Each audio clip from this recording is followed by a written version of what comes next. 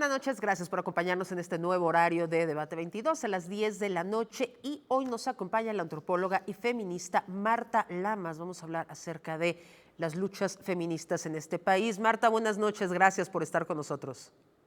Kimberly, buenas noches a ti y a tu audiencia y gracias por la invitación. No, al contrario, siempre es un gusto tenerte a ti en tu programa. Y cuéntanos un poco cómo viste la jornada del viernes pasado del 8M. Mira, yo creo que es una jornada para mí muy impactante, no solo porque fueron muchas más niñas, jóvenes y mujeres en términos numéricos, sino porque se empieza a ver qué significa en términos de la vida concreta de cada una de estas mujeres esa marcha. A mí me impactó, lo vi en un noticiero que pasó ya en la noche, no lo presencié, pero lo vi en el noticiero, una chiquita, pues, ¿qué te diría yo? De 11, 12, 13 años, que fue a la marcha con una pancarta en donde era una fotografía grande de su mamá con su pareja. Y abajo decía, la pareja de mi mamá ha abusado de mí. Y entonces la entrevistan y esta chiquita empieza a decir que ella le ha dicho a su mamá que su pareja ha abusado de ella, que la mamá no hace nada, que ella ya está harta y que además está preocupada porque este señor tiene otras hijas y que probablemente la están abusando. Bueno, fue así como un impacto porque esa valentía que tuvo esta chica tiene que ver con que se sintió absolutamente acompañada y respaldada por la marcha. Habrá que ver qué pasa, es decir, cómo regresó a su casa, si la familia se enteró de lo que había hecho, si vieron el noticiero o no, y hasta dónde va a llevar la lucha, ¿no? Pero una de las cosas, Kimberly, que son muy impresionantes es cómo los problemas de abuso y de violencia estallan todo el tiempo ante los ojos de muchísimas personas y parecería que no los quieren ver, ¿no? Hasta que en un momento, y son, digamos, cuestiones estructurales de una sociedad como la nuestra. Y lo que es interesante es que las marchas, las protestas masivas, ¿no? Digamos, tienen que ver con esto, ¿no? Es decir, las explosiones sociales, porque fue una explosión social lo que pasó el viernes y lo que han pasado los anteriores 8 de marzo, ¿no? Tienen que ver con las mutaciones estructurales que están ocurriendo, en donde antes las mujeres, pues calladitas se veían más bonitas, resignadas, pues es tu cruz, ¿no? Le decían los sacerdotes cuando se iban a quejar las mujeres en el confesionario de que el marido las golpeaba o las violaba, ¿no? Y pues es tu cruz, aguántalo, ¿no? Entonces ha habido una mutación estructural en nuestra cultura y eso lleva a este tipo de explosiones sociales, Kimberly. Ahorita que hablabas de esta pequeñita de 11 años, recuerdo todo el movimiento de Me Too. ¿Tú crees que hay un antes y un después en la Ya lucha no te... feminista después del Me Too? Mira, yo creo que el Me Too fue una explosión social justo también en este sentido y fue súper importante la forma en que muchísimas mujeres en todas partes del mundo tomaron la palabra para decir yo también he sido acosada, hostigada, etcétera. Pero como toda explosión, las explosiones de repente también tienen cuestiones extremas, ¿no? Yo pienso que desde el 2017 hasta la fecha, que han pasado 5 años, ¿no? Ha habido como un asentarse, ¿no? Porque pues no todo es acoso, no todo es agresión. Hay cosas que pueden ser molestas, impropias, incómodas, ¿no? Y que probablemente se necesita como una conversación pública respecto a una mirada lasciva, incómoda, porque es el deseo de un hombre sobre tu persona y hay mujeres que eso pues no lo quieren, ¿no? Pero de ahí a decir que una mirada es acoso, pues es bien distinto a decir como el tema de los tocamientos en el metro, ¿no? Es decir, un tipo se acerca y se frota contra ti o te quiere tocar las nalgas o lo que sea, es una única ocasión muy impropia, muy desagradable que hay que frenar pero un acoso implica una conducta constante, ¿no? La definición de acoso sí lleva una temporalidad. Entonces, yo creo que uno de los triunfos del Me Too y de todos los movimientos que se dieron en torno fue poner a discusión qué son estas actitudes y conductas que llegan a molestar, que llegan a violentar, que pueden ser agresivas, que pueden ser groseras, que pueden ser de muchas formas, ¿no? Y creo que también se ha abierto una puerta para que los propios hombres hablen de las situaciones de acoso que ellos viven en una medida muchísimo más pequeña que lo que viven las mujeres, pero que también se da. Entonces, esta niña está hablando de un abuso de la pareja de su mamá, pero también está hablando de que la mamá no le cree y que quienes le creen están allá afuera, ¿no? En una marcha de 200,000 personas, ¿no? 180,000 personas, ¿no? En su mayoría mujeres, pero yo me congratulo que también hubo varios hombres cargando carteles hablando que ellos también están en contra de esta violencia. Y ahí sí se sintió respaldada para poder hacer esta denuncia y ser escuchada. Entonces, sí hay un cambio cultural, es un cambio cultural pues, que va a traer también tropezones y conflictos y ajustes, ¿no? Pero muy sano en el fondo, Kimberly.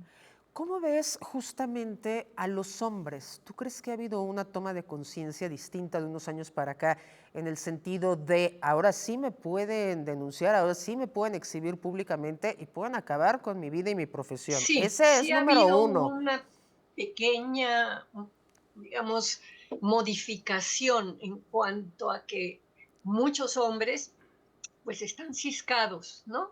No solo los que abusaban o no solo los que acosaban o solo los profesores que se hacían los chistosos con las alumnas y que les decían, bueno, pues si vienes con falda, tu calificación va a ser más alta, o si te invito a un café, o si salimos, ¿no? Creo que eso ya se está acabando. Creo que sigue en algunos lugares en donde todavía no les ha caído el 20, pero también las redes de estudiantes han dado a conocer estas conductas.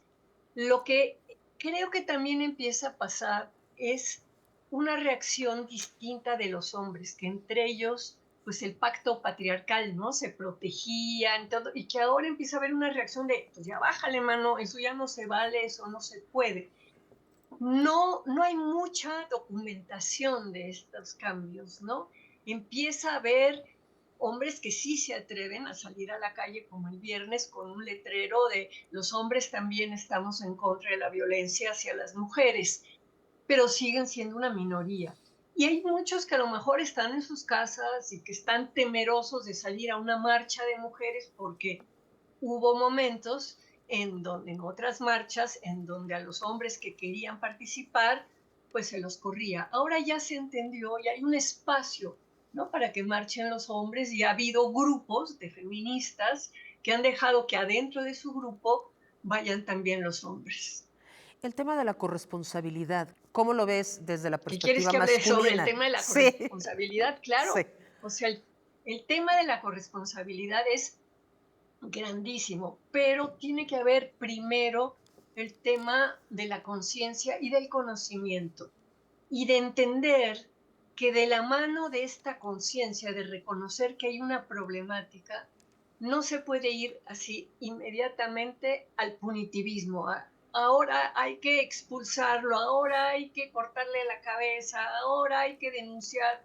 Sí, tiene que haber mediaciones, tiene que haber, para empezar, un diálogo, por muy difícil que resulte, ¿no? Cuando en un salón de clase un compañero se pasa de lanza con una compañera, en vez de que la compañera vaya con las autoridades universitarias y pida expulsarlo, ¿por qué no pide un debate de por qué hacen los hombres estas cosas? ¿Qué se vale? ¿Qué no se vale? Es decir, ¿qué pretenden pasándose de lanza, siendo groseros, tocando, manoseando, burlándose, lo que sea?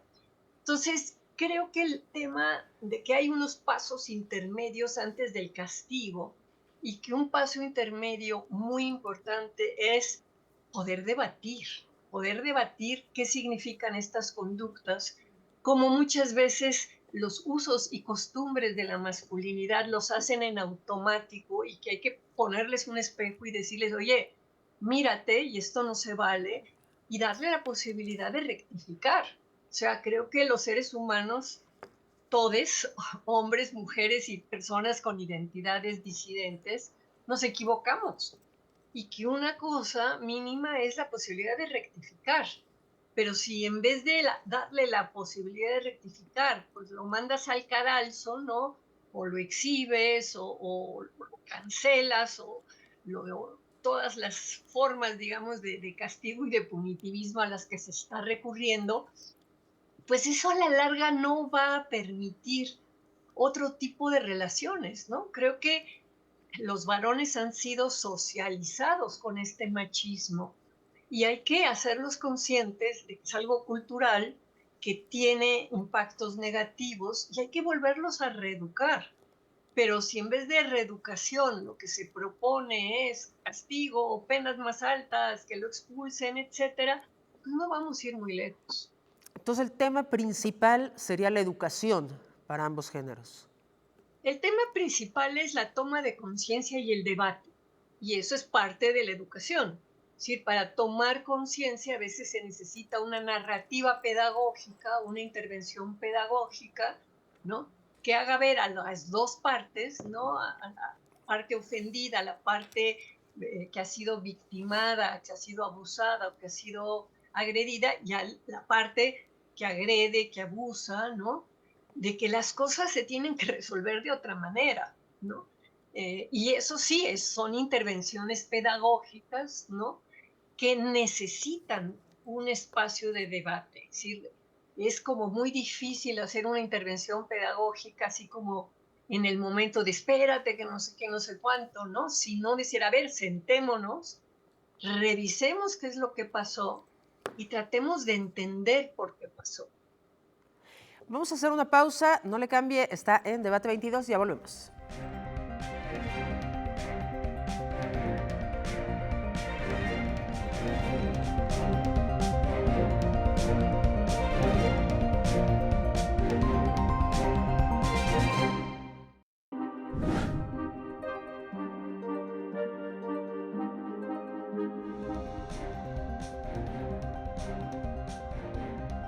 La vida va, la gente desde diversas trincheras, con pensamientos, posturas, historias distintas, caminan, hurgan en sus sueños y hacen pues, que la cosa avance. Yo me planteé precisamente lo que dices, cómo convertir la crónica en un pequeño video.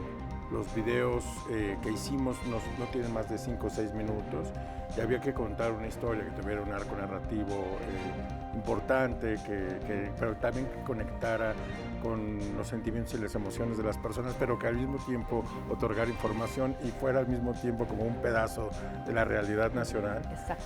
Es decir, centrar la atención en algunas personas en particular para poder a través de ellas contar algo de la producción política o cultural o académica o social de este país.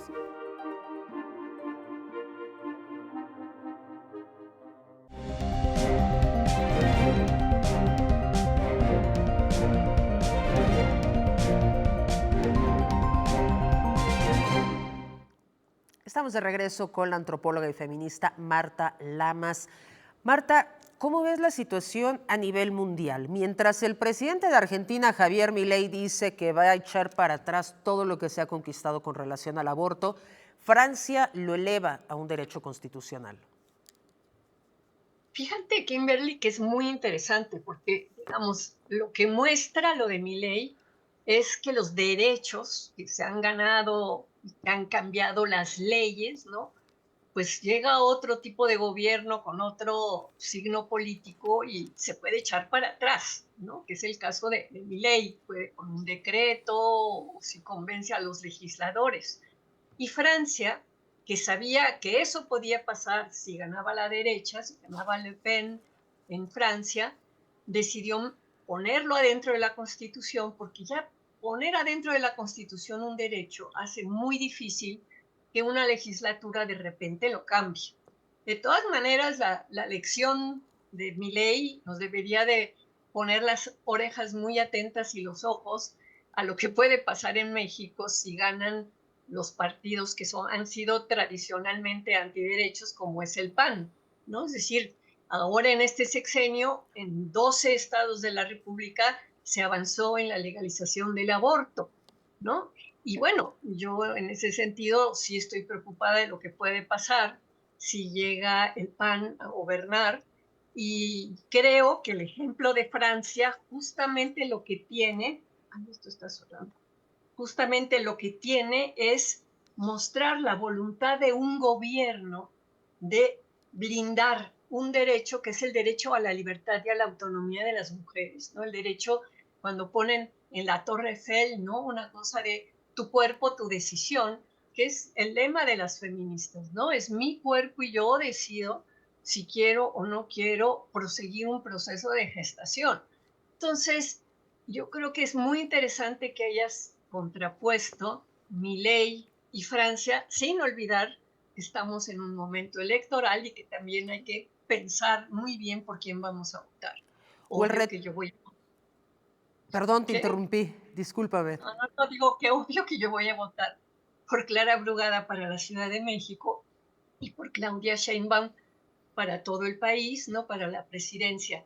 Pero bueno, creo que hay la posibilidad de entender las trayectorias de quienes en este momento están compitiendo y ver en qué momento han estado a favor o en contra de los derechos, ¿no? ¿Dónde crees que va la lucha ahora, la lucha feminista? Donde, ¿Hacia dónde vamos ahora con la lucha feminista? a ver, yo creo que la lucha feminista, son muchas luchas feministas, hay muchas tendencias del feminismo y hay también muchos cambios en el sentido de las identidades disidentes y los varones que han entendido que el feminismo es un proyecto de emancipación de la sociedad, no es nada más un tema de las mujeres.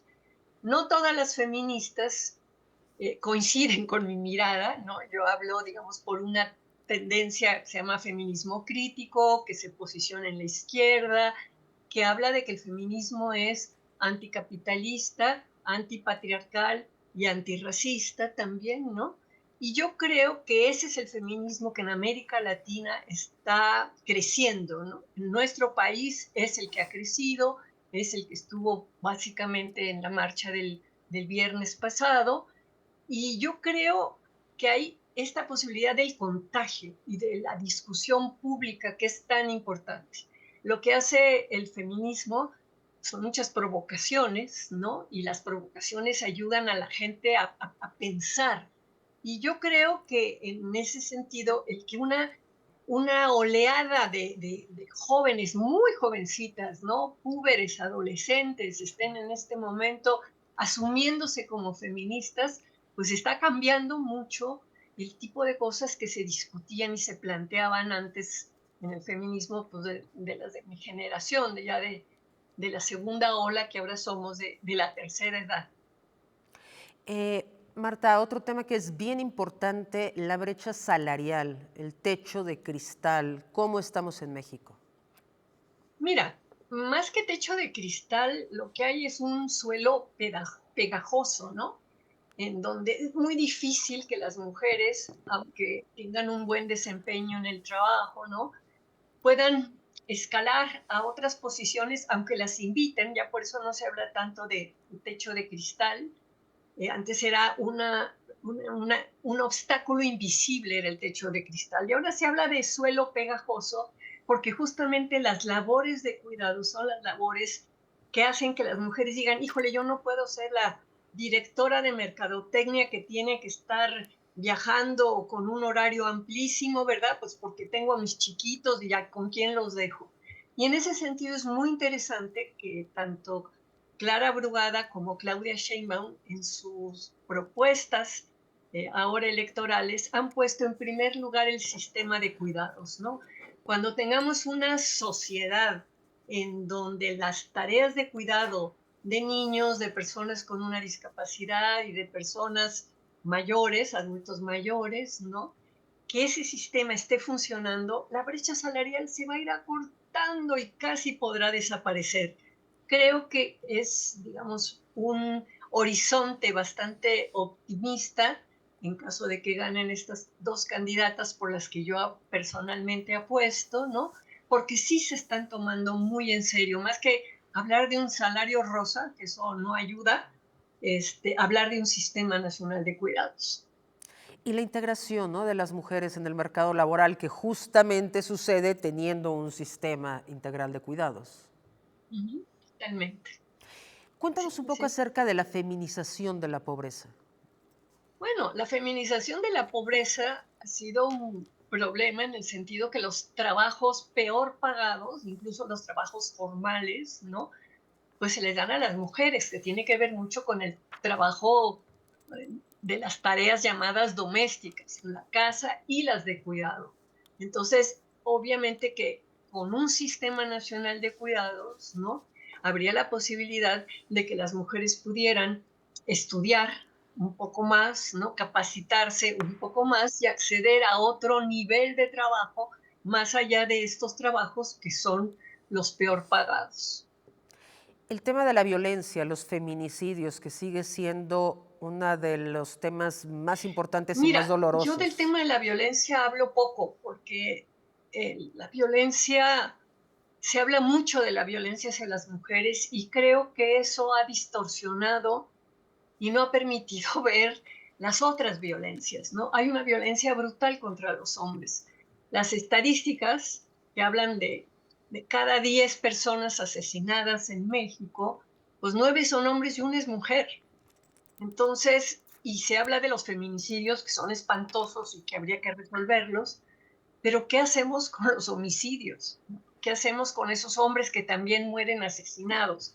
Entonces, a mí el tema de la violencia me conflictúa, digamos, me parece que hay que luchar contra todas las violencias, contra todos los asesinatos, y eso también tiene que ver con un tejido cultural que venimos arrastrando desde hace tiempo, ¿no? En donde pues la vida no vale nada, en donde todo se resuelve a balazos, en donde tenemos problemas estructurales muy fuertes. Pero no es un tema de los que yo trabajo a fondo, así que no puedo. Preferiría que habláramos de otra cosa, Kimberly, Claro, no claro. tanto de violencia, porque además no sé si el dato que tengo de los 10, 9 son hombres y una es mujer, a lo mejor ya cambiaron y son 8 hombres y 2 mujeres. Yo ya no he checado ese dato. Claro. El tema de los roles sexuales y un poco Hablemos de otra cosa. el tema de los roles sexuales y el tema del Ah, consentimiento. el consentimiento no, porque yo estoy en contra de las absurdas cosas de consentimiento que se han hecho. El de los roles sexuales sí. Si Cuéntanos. quieres empiezo. Sí, sí. Digamos, en la cultura hay ideas que se vuelven mandatos de lo que debe ser una mujer y lo que debe ser un hombre, ¿no? Es lo que las feministas llamamos los mandatos de género, llevan a roles, ¿no? El rol de la madre abnegada y el rol del hombre proveedor, ¿no? Pero además con características de la feminidad y de la masculinidad, ¿no? Entonces, los hombres femeninos, que no siempre son gays, a veces hay hombres que no son gays y que son femeninos, ¿no? Y que la pasan muy mal porque hay toda una presión social en contra de ellos, ¿no? Igual las mujeres llamadas masculinas, que no necesariamente son lesbianas, pero que han adoptado, digamos, una actitud mucho más asertiva y mucho más dinámica que lo que se considera la feminidad. Entonces, eso te remite a esta idea de cómo está cambiando el orden simbólico de género. Están cambiando estas ideas tradicionales con sus usos y costumbres de lo propio de los hombres y lo propio de las mujeres. Y se está viendo cada vez más que hay muchas formas de ser mujer, hay muchas formas de ser hombre y que hay formas nuevas de ser humano, de ser persona, en donde pueden combinarse cuestiones masculinas y cuestiones femeninas y cuestiones que no son ni masculinas ni femeninas, sino nuevas formas que yo llamo quimeras, ¿no? Personalidades disidentes de este orden simbólico. Entonces, el tema de la diversidad de conducta, de la diversidad de identidades y de salirse de estos chalecos de fuerza, ¿no? De lo propio de los hombres y lo propio de las mujeres, y empezar a flexibilizar y decir, bueno, hay conductas que son conductas positivas y hay conductas que son conductas negativas. Lo que hay que hacer es que cada vez el mayor número de las personas tenga conductas positivas, ¿no? Hay conductas negativas, pero no están asociadas únicamente a las mujeres, a los hombres o a las personas con identidades distintas. Entonces, creo que está erosionándose un discurso muy tradicional en donde qué es una buena mujer y qué es un buen hombre. Bueno, son personas con conductas responsables, que respetan a la otredad, que son consecuentes con muchas de las decisiones que toman. En fin, hay otras maneras de empezar a ver lo que es una buena mujer o lo que es un buen hombre, y ya no tanto si cumplen estos mandatos tradicionales, ¿no? Entonces, por ahí lo vería yo. Marta, se nos acabó el tiempo, pero te agradecemos mucho que hayas estado con nosotros. Yo te agradezco a ti, Kimberly, y a todo Canal 22 que hace posible este momento de comunicar mis ideas. Muchas gracias. Nos vemos pronto por aquí en el foro y gracias por... Kimberly. Gracias. Órale. Gracias por habernos Bye. acompañado. Lo esperamos el próximo miércoles a las 10.